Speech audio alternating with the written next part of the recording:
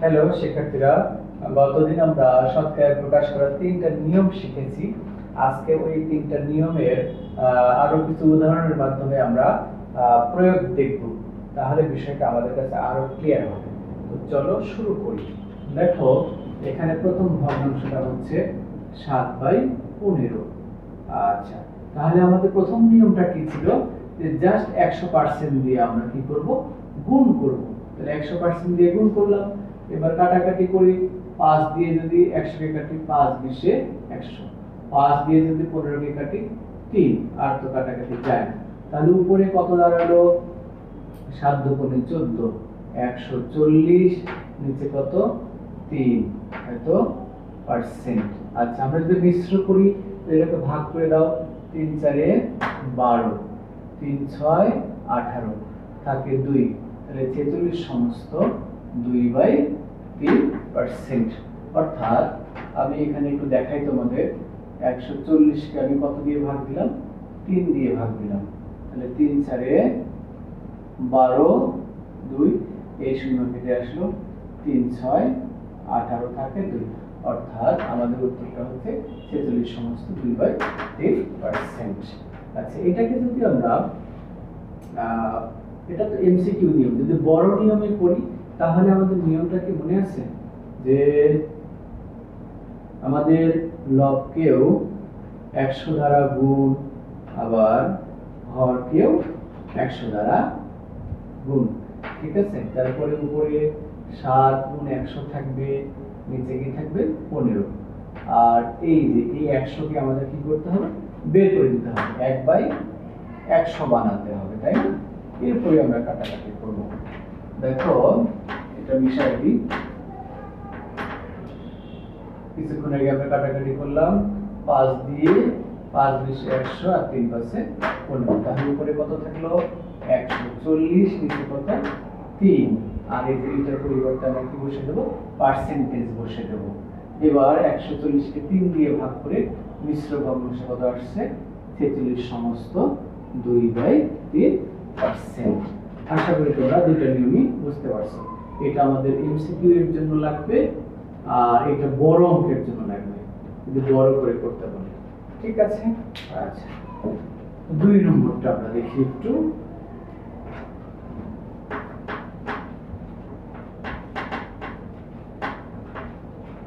আচ্ছা, 2 নম্বরটা আমাদের কি ছিল? বলা হচ্ছিল যে 0.65 একে শতকরা প্রকাশ করো। তো দেখো, এটাকে আমরা আগে দশমিক থেকে সাধারণ ভগ্নাংশে নিয়ে আসি। উপরে 65, নিচে কত? 100। ঠিক আছে? আচ্ছা, তার মানে হচ্ছে এটাকে আমরা এখন কি করব? শর্ট নিয়মে 100% দিয়ে গুণ করে দেব। তাহলে এই 100 কেটে দিলাম, থাকলো কত? 65%। ওকে। আর বড় নিয়মে যদি আমরা করি তাহলে 0.65, তার মানে হচ্ছে কত? 65/100। তার মানে এখানে আমাদের লবকে 100 দিয়ে গুণ, হরতে 100 আছে, তার সঙ্গে আবার 100 দিয়ে গুণ। তাহলে উপরে 65 গুণ 100, নিচে হলো 100। আর এই 100 কে বের করে দিতে হবে, তাই না? 1/100। এই 100 কেটে দিলাম, তাহলে আমাদের কত থাকলো? 65। আর এটার পরিবর্তে 1/100 পরিবর্তে কি বসবে?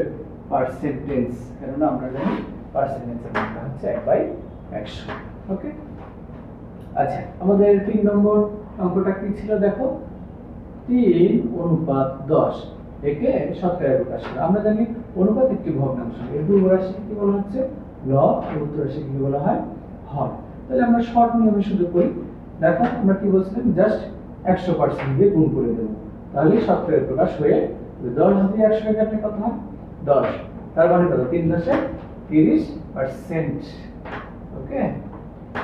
আচ্ছা, এরপরে আমাদের 4 নম্বরে একটা অঙ্ক আছে, আমি একটু বিষয় দিই।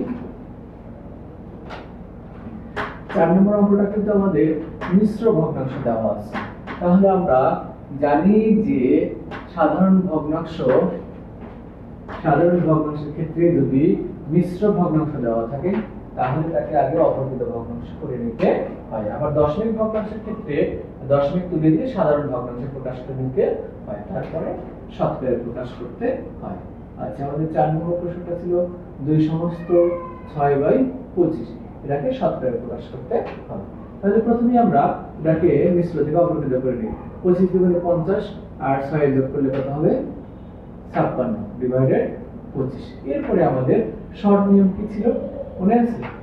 56/25 জাস্ট 100% দিয়ে আমরা গুণ করে দেব। তাহলে 25 দিয়ে 100 কে কাটলে 4 25 এ 100, 4 6 24 এ 4 4 5 20 আর 2 22, তার মানে 224%।